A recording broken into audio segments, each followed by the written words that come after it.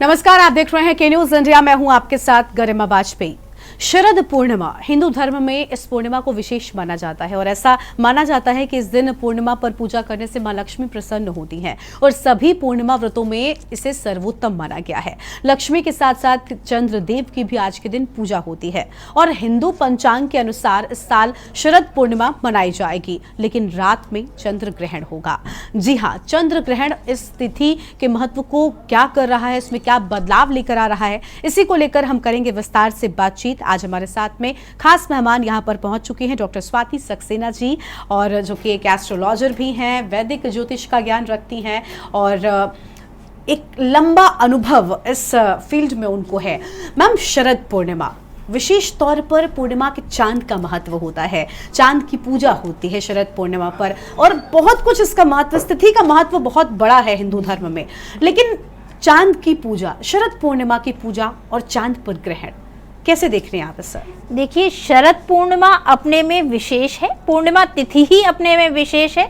हमारे वैदिक ज्योतिष को ले लें, सनातन धर्म को ले लें, हर व्रत उपवास, हर शुभता कहीं ना कहीं चंद्रमा के इर्द गिर्द मौजूद है। इसलिए चंद्र उदय और चंद्रमा जब पूर्ण 16 कलाओं के साथ व्याप्त होते हैं तो उस समय पूजन अर्चन और उनकी ऊर्जा लेने का विशेष महत्व है। पर शरद की ये पूर्णिमा और भी विशेष हो जाती है क्योंकि इस दिन माँ लक्ष्मी को प्रसन्न करना आसान होता है। श्री कृष्ण की उपासना करने से कहीं ना कहीं जीवन में समृद्धि प्राप्त होती है और इस दिन तो वृंदावन में श्री ठाकुर जी रात में चंद्र ऊर्जा में कहीं ना कहीं महारास करते हैं और हर जगह व्याप्त रहते हैं, ऐसा भक्त अनुभव करते हैं। आज की रात तो शक्ति और कहीं ना कहीं समन्वय की रात है और भगवान कृष्ण की ऊर्जा प्राप्त करने की रात है, ऊर्जा की रात है। पर इस पर ग्रहण का आना इसको हर तरह से अपशगुन के रूप में नहीं देखा जा सकता। ग्रहण का अर्थ है कहीं ना कहीं थोड़ी देर के लिए चंद्र ऊर्जा थमी, रुकी और पृथ्वी पर उसका संचार नहीं हुआ। तो हमारे सनातन धर्म में भगवान कृष्ण के जितने उपासक हैं इसको तो और आनंद का समय मानते हैं क्योंकि ग्रहण में ऊर्जा जब बाधित होती है पृथ्वी तक नहीं आती, पर जब वो आना आरंभ करती है, ग्रहण मोक्ष को प्राप्त होता है, तो वो कहीं ना कहीं बहुत ऊर्जावान समय होता है और उस ऊर्जा को जरूर ग्रहण करना चाहिए। बिल्कुल बिल्कुल, आपने बड़े ही अच्छे शब्दों में इस चीज को बताया है और देखिए हम इस पर विस्तार से और चर्चा करेंगे, लेकिन उससे पहले ग्राफिक्स के जरिए हम बताते हैं कि आखिर ये चंद्र ग्रहण कहां पर दिखाई देने वाला है। तो 28 अक्टूबर की रात को पूरे भारत में चंद्र ग्रहण देखा जा सकता है और देखिए 28 अक्टूबर की रात से चंद्र ग्रहण की शुरुआत होगी और आपको बता दें कि एशिया में, यूरोप, ऑस्ट्रेलिया, अफ्रीका, नॉर्थ में चंद्र ग्रहण देखने को मिलने वाला है। यानी इन सभी जगहों पर चंद्र ग्रहण का असर और साफ तौर पर इसे देखा जा सकेगा। अमेरिका, पैसिफिक, हिंद महासागर में भी चंद्र ग्रहण दिखाई देगा। तो ये वो सारी जगह है जहां पर चंद्र ग्रहण देखने को मिलने वाला है। ग्राफिक्स के जरिए हम आपको दिखा रहे हैं कि आखिर चंद्र ग्रहण कहां पर पड़ेगा और कहां पर देखने को मिलेगा। तो यह हम बातें आपको हम बता दें आज शरद पूर्णिमा के मौके पर, और साथ ही भारत में सूतक और ग्रहण का समय क्या रहने वाला है वो भी आपको हम बताते हैं। 28 अक्टूबर की रात को 1:05 से चंद्र ग्रहण की शुरुआत हो जाएगी। हालांकि सूतक का समय 9 घंटे पहले से होता है और रात 1:44 ग्रहण का मध्य रहेगा। यानी 1 बजे से ग्रहण की शुरुआत, जिसके बाद ये चलता जाएगा और रात 2:24 पर ग्रहण खत्म होने की बात सामने आ रही है। यानी 2:24 तक चांद पर ग्रहण रहेगा। आज शरद पूर्णिमा का मौका है, पूनम का चांद कहा जाता है। शरद पूर्णिमा पर चांद का विशेष महत्व, लेकिन आज के ही मौके पर चांद पर ग्रहण, इसी को लेकर चर्चा हो रही है। और साथ ही साथ देखिए समय कितना रहने वाला है वो भी हमने आपको दिखाया। 2023 के बाद अगला चंद्र ग्रहण अब 2024 में होगा। यानी एक तरीके से ये साल का आखिरी चंद्र ग्रहण भी हम इसे कह सकते हैं और इस पर और भी विस्तार से बात करेंगे। 2024 में 17 से 18 सितंबर के बीच में चंद्र ग्रहण होगा, तो ये वो तिथि है जब चंद्र ग्रहण देखने को मिल सकता है 2024 में, यानी 2023 का ये आखिरी चंद्र ग्रहण होगा। और 2024 में पड़ने वाला चंद्र ग्रहण भारत में भी देखने को मिलेगा, यानी भारत में भी चंद्र ग्रहण 2024 में जो पड़ेगा, जिसे सितंबर में बताया जा रहा है कि 15 से 14 सितंबर के बीच में होगा, वो देखने को मिलेगा। और शरद पूर्णिमा पर क्या करना है वो भी जान लीजिए ग्राफिक्स के माध्यम से। रात में मां लक्ष्मी की आपको विधिवत पूजा करनी है, मां लक्ष्मी की पूजा होती है। हनुमान जी के सामने चौमुखी दीपक भी आप अगर चाहें तो जला सकते हैं। हालांकि इसमें क्या और बदलाव कर सकते हैं वो हम स्वाति जी से भी जानेंगे। और फिलहाल ये बड़ी बातें हम आपको बता रहे हैं। तुलसी माता की पूजा करना शुभ माना जाता है, और ये भी होता है कि जो खाना रखा होता है घर पे, ये भी मान्यता होती है कि उस पर तुलसी दल डाला जाता है उसमें। और इस सब को लेकर विस्तार से बातचीत करेंगे। अभी शाम के समय मां तुलसी की पूजा की बात सामने आ रही है, तो ये वो जरूरी काम है जो आप शरद पूर्णिमा के दिन कर सकते हैं। तो देखिए शरद पूर्णिमा के दिन क्या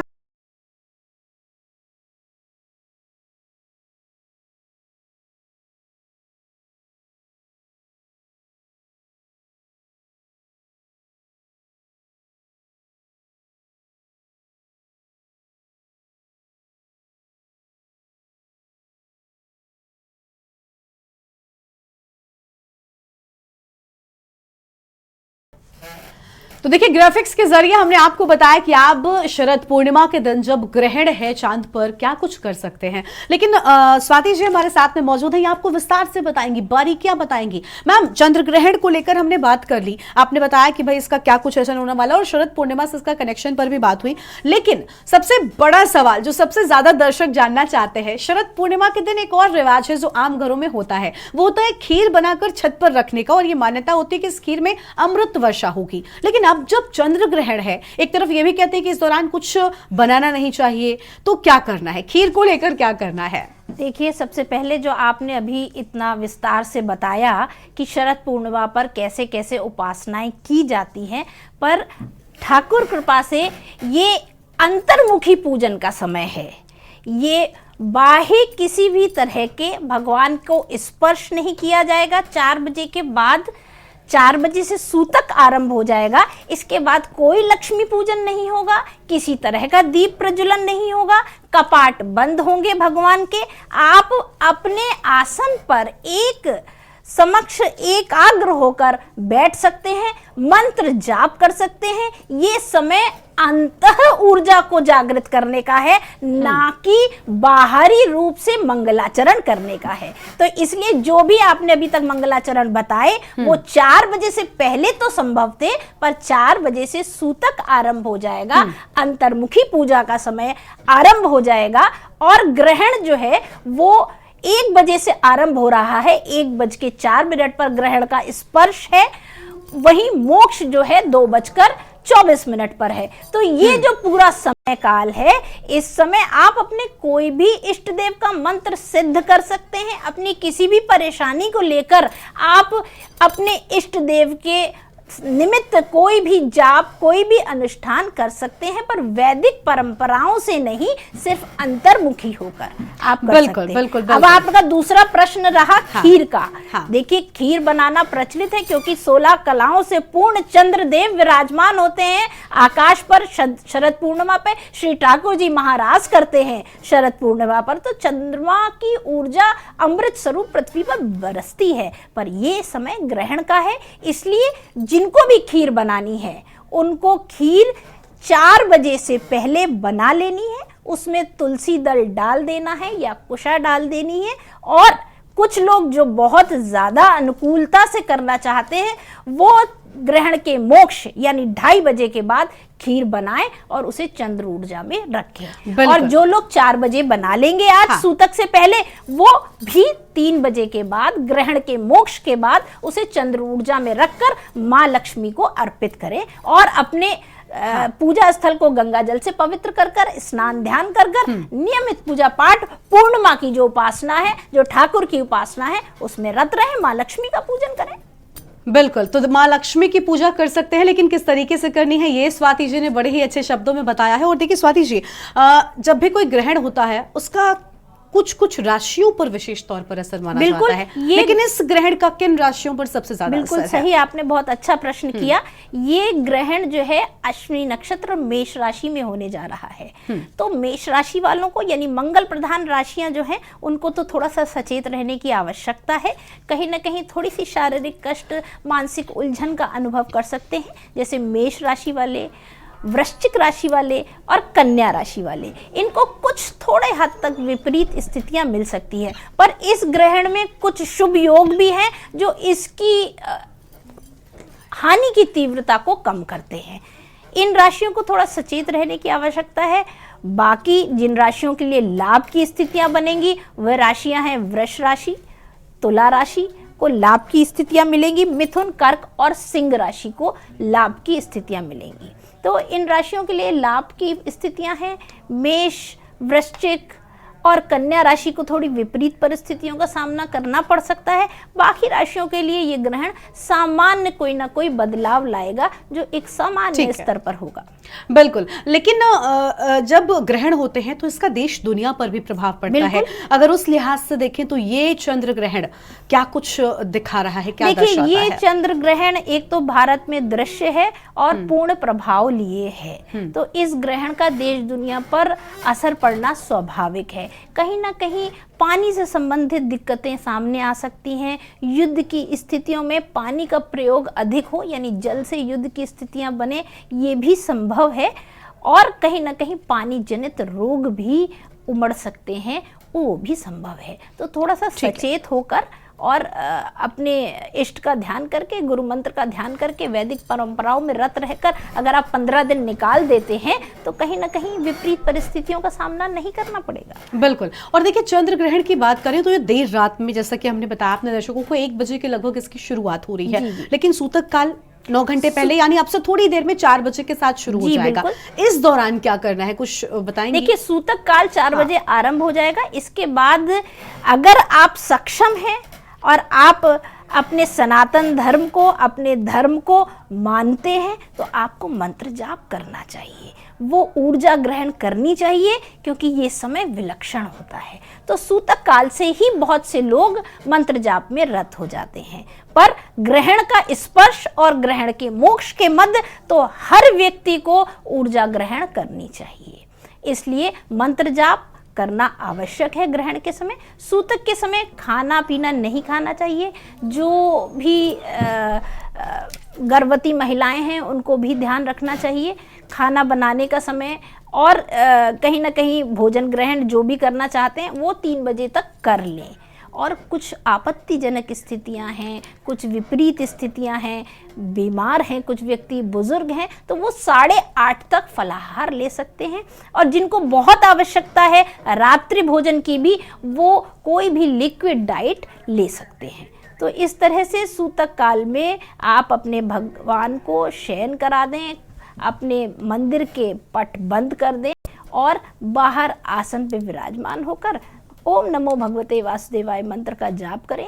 आप अपने इष्ट देव का जाप करें और निरंतर इस ऊर्जावान समय को से ऊर्जा ग्रहण करें। बिल्कुल। और देखिए, इस दौरान जब सूतक काल चल रहा होता है, ऐसा भी माना जाता है कि घर में जो बना हुआ भोजन होता है ये बेकार हो जाता है, इसको इस्तेमाल नहीं करना चाहिए। जिसको तुलसी दल डालकर रखकर अगर रखा जाए तो उसका आप इस्तेमाल कर सकते हैं। इसके पीछे क्या वजह है? तुलसी दल से क्या क्या होता है? माँ तुलसी का स्पर्श हर तरह की नकारात्मकताओं का हनन करने में सक्षम है। माँ तुलसी को साक्षात श्री हरि विष्णु भगवान कृष्ण की कृपा प्राप्त है, वो अपने में ही दिव्य है। तो इसलिए माँ तुलसी की आज्ञा लेकर ग्रहण के सूतक काल से पहले उनसे आज्ञा लेकर कि माँ अब हमें आपकी ऊर्जा की आवश्यकता है और आप हमें अपना आशीर्वाद प्रदान करें। ये तुलसी तोड़ते समय हर व्यक्ति को ये भावनाएं, ये बात, ये वाक्य बोलने चाहिए, ये भावनाओं को लाना चाहिए।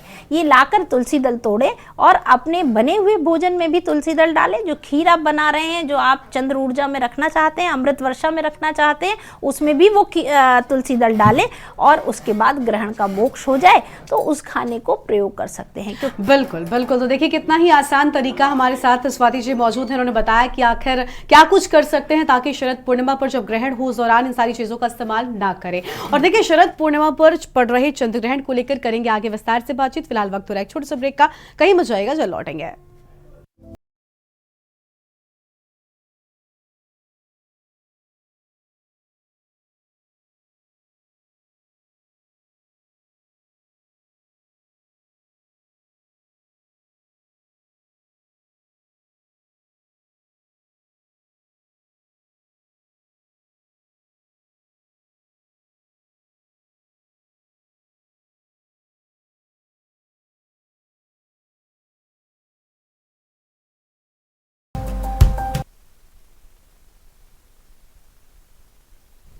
ब्रेक के बाद आप सभी का स्वागत है। शरद पूर्णिमा पर चंद्र ग्रहण को लेकर हम कर रहे हैं विस्तार से बातचीत। हमारे साथ में डॉक्टर स्वाति सक्सेना जी मौजूद हैं जो कि विस्तार से बता रही हैं कि आखिर इस चंद्र ग्रहण के दौरान हमें क्या करना है और किन चीजों से बचना है।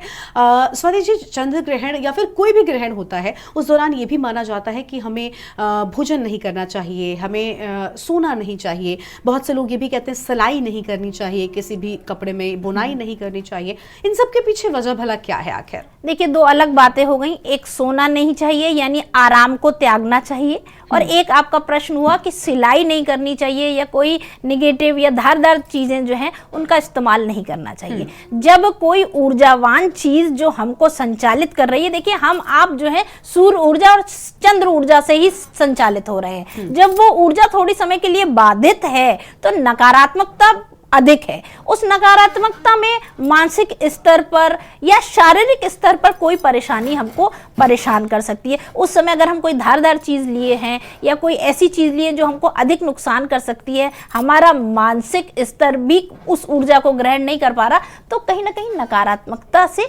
हमको हानि हो सकती है। इसलिए इस धारदार चीजों को इस्तेमाल नहीं करना चाहिए। और रही बात है कि सोना नहीं चाहिए, अपने सुखों का त्याग करना चाहिए, तो भाई एक बात बताइए, कोई कॉम्पिटिटिव एग्जाम आप देने जा रहे हैं, एग्जाम बिल्कुल सामने है, तो आप पढ़ेंगे कि सोएंगे? बिल्कुल। तो इसी तरह ये ऊर्जावान समय है, इस समय आप ऊर्जा ग्रहण करेंगे कि सोएंगे?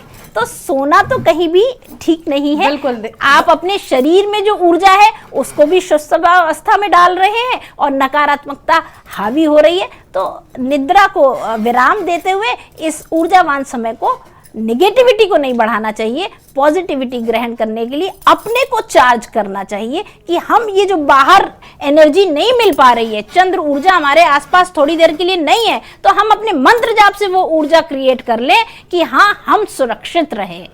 इसलिए करना चाहिए।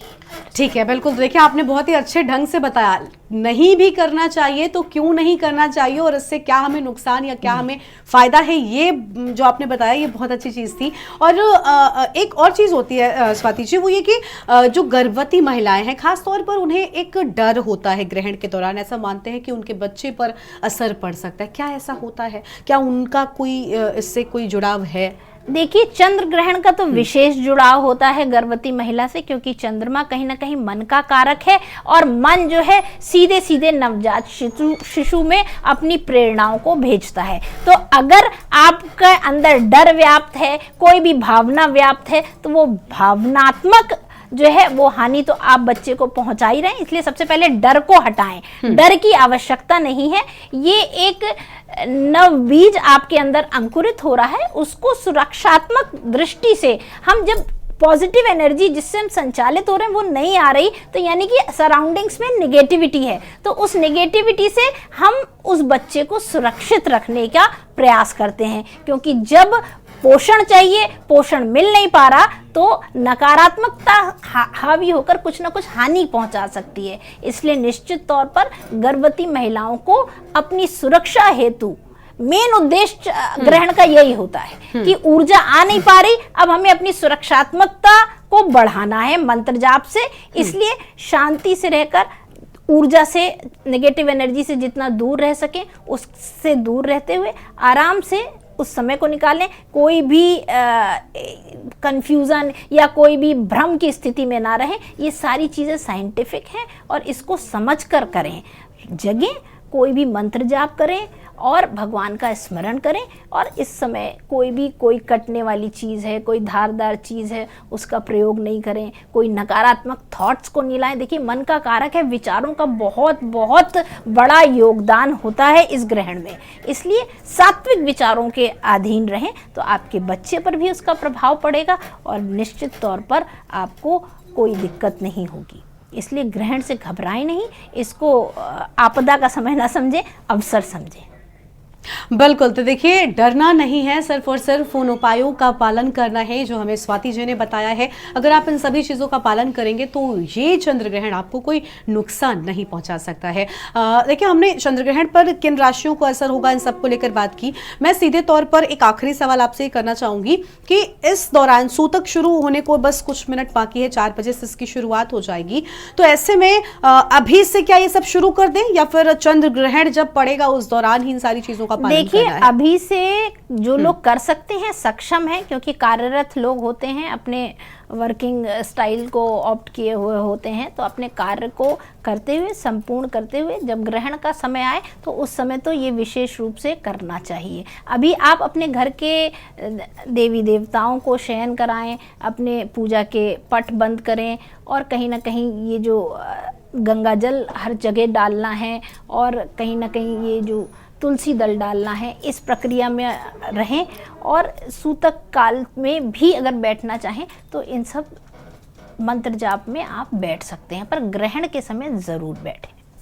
बिल्कुल, यानी सूतक काल में जो बताया है स्वाति जी ने, उन सबको भी अगर आप करेंगे तो कहीं ना कहीं एक बहुत खास समय है, जैसा कि स्वाति जी ने कहा कि ये ऊर्जा ग्रहण कर पाने का समय है। इसलिए अपने आप को इस लायक बनाएं कि आप वो ऊर्जा जो ईश्वर से हमें मिलने वाली है उसे ग्रहण कर सके। तो शरद पूर्णिमा पर आज क्या कुछ आपको करना है, क्या नहीं करना है, इसको लेकर हमने स्वाति जी से कई सारे सवालों के जवाब लिए। स्वाति जी, बहुत शुक्रिया आपका आज हमारे इस खास कार्यक्रम में आने के लिए, अपना कीमती समय देने के लिए और हमारे दर्शकों के इतने सारे सवालों के जवाब देने के लिए। तो शरद पूर्णिमा के दिन पूनम के चांद की पूजा होती है, माँ लक्ष्मी की पूजा होती है, खीर का महत्व होता है। सबको लेकर हमने कई सारे सवालों के जवाब जाने हैं और साथ ही ये जाना कि चंद्र ग्रहण जो आज चांद पर पड़ रहा है उसका किन राशियों पर होगा असर, देश दुनिया में क्या होगा प्रभाव। हमारे इस खास कार्यक्रम में इतना ही। आप बने रहिए के न्यूज़ इंडिया के साथ। नमस्कार।